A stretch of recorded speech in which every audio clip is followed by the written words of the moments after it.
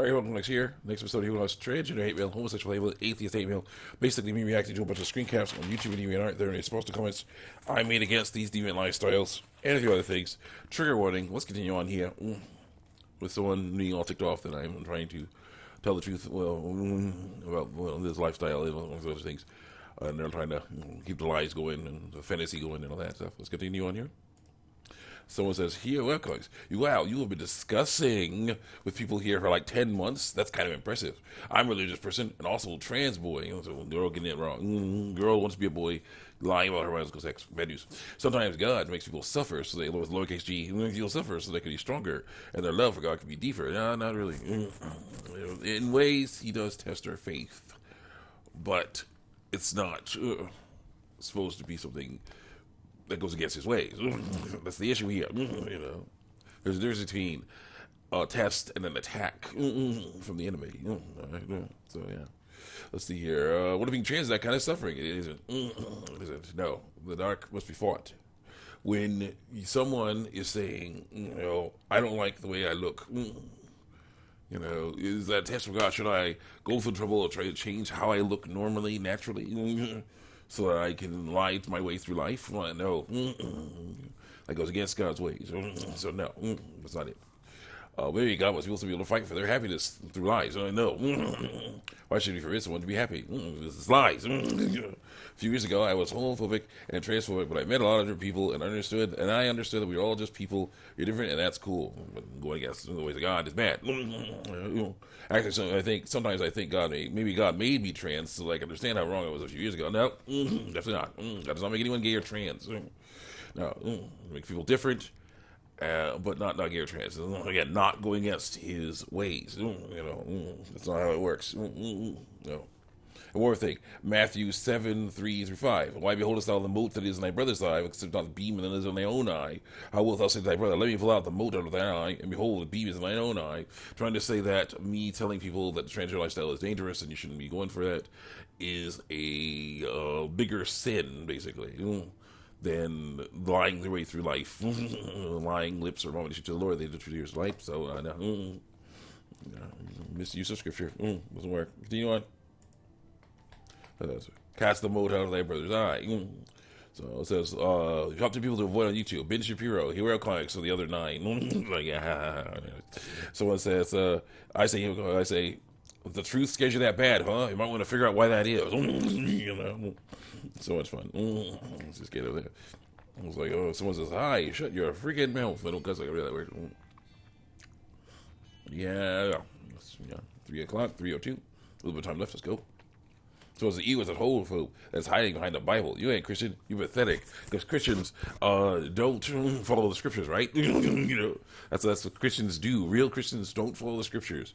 They're tolerant of sin, right? No, that's what real Christians do. No, nope. You got it wrong. Continue on here. So it's it's funny because you're wrong. Because I say you're wrong. I have my authority is very limited compared to the authority of the Bible, of God. But yeah, I say you're wrong. Someone says, because Christians never, I say, because Christians never say that you can resist temptation to sin. As I say. And so I say to someone, how? Why damage a normally functioning body? Why do that? Go. Someone says, scared of the truth. No one else but you, mate, is. And here's how it goes. Pull that Bible out of your... and open your eyes through lies. Your arguments are so weak, it's laughable because they say they're weak. Ignore the fact that they are so strong that we can't defend against them. We'll try to just divert to other things that don't work. Continue on here. How pathetic you have to be that you cannot tolerate when people don't lead the same exact life as you. That goes against the Bible. That's not weak. That's standing up for what we believe in. Continue on here. Well, the world does not revolve on you only. True. You either.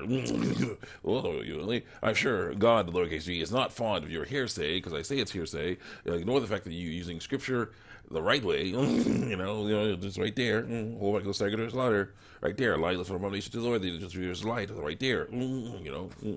All that stuff is right there in scripture. And you're showing it to us, and we don't like it.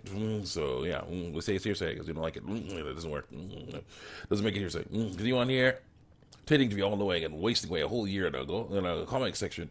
God's way will show itself to people in time through, hopefully through the way I wanted to show it, and not the way that it could actually be shown. Who are you trying to say about divine plans that are divine? Because I say they're divine. Ignore the fact that there's lies in them. God hates lies. Ignore that. Nope. If God has created caterpillars whose true forms are butterflies, God has also created people whose bodies need to change to reach the true form and get their wings. No, that's not true. Caterpillars do go through a metamorphosis. Okay, they do. Humans go through puberty. It's in a way a metamorphosis, but it's not the same thing. And it's like, oh yeah, see, it's we got to change their, we need to change our bodies, Okay, that's what we're going to do. So we're going to get them poisoned and damaged and mutilated. We'll change them. Yeah, going in the following the ways of God. No, that doesn't follow the ways of God. So someone says, hi. Someone says, hi. So I've been reading your replies to this comment, and I still haven't reached the end yet. But I feel like I understand their point of view enough to refute it. Yeah, you haven't. I would like to preface the argument with the fact that I am also a trans non-binary person. Lying about your biological sex. Bad news. Don't do that. So I do have experience with dysphoria, fear, and in terms of the amount of I want to transition, I would like a partial transition rather than a full one. So a female, most likely a female. Get the breasts hidden enough so that they think that she's male. So they can lie her way through life. Bad news. Continue on here. Now, your main argument seems to be that dysphoria stems from insecurity. It does. And that trans people need to learn to love their bodies. They do. They do. Let me tell you right now, if I was the only person on earth, I still feel dysphoria. I don't know about that. We might. Fear can do that. Basically, fear can be irrational. Continue on here. I would still want to transition. Want to lie about your right to sex. Don't do that. I'll still be trans or not. Continue on here. In addition, if boobs are part of a female body, they are. And a penis is part of the male body. Then why would people feel embarrassed about having them? Because they're lied to. That happens. People get lied to about that stuff. We got time. If anything, they're likely to get more arrested for not having those things than if they are of that gender or biological sex. And no one's making fun of them for having them in the first place. So it seems pretty unlikely to me that dysphoria is comes by insecurity, other than the fact that it totally is 100% fear. So yeah, just call it insecurity. Getting it out of here. Second, you mentioned that some people made you leave their trans because they don't fit the stereotypes of the assigned gender at birth. Yeah, or sex at birth. Yeah. Sex birth. I just don't want to agree with you that people don't have to fit into gender stereotypes. No, they don't. But at the same time, there are some people who don't fit in that stereotypes of the gender they are transition. They're the actual gender identity that they make up through life. Natural. For example, I have another trans friend, male to female to male, FTM, female to male. A girl must be a boy, lying her way through life. Bad news. Who's incredibly feminine. She's lying though. Stop lying. She is comfortable wearing skirts and makeup and does so quite a lot. What the heck? Why is she doing that? Why is she transitioning then? What the freak?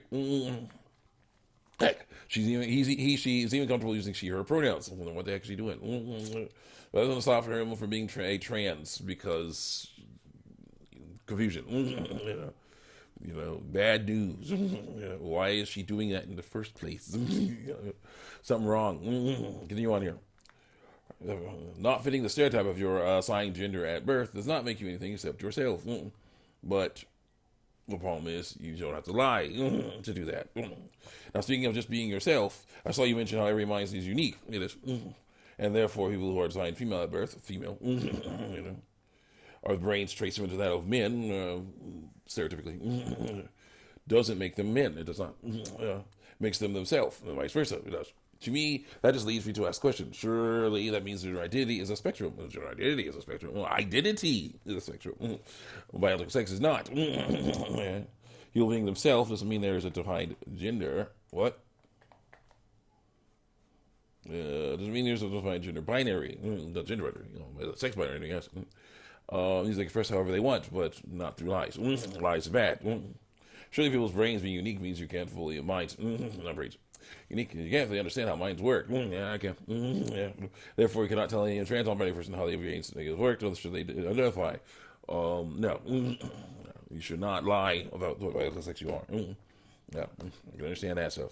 So, furthermore, you mentioned there be two genders, sexes, not genders. male, female. That you are always your assigned gender, sex at birth.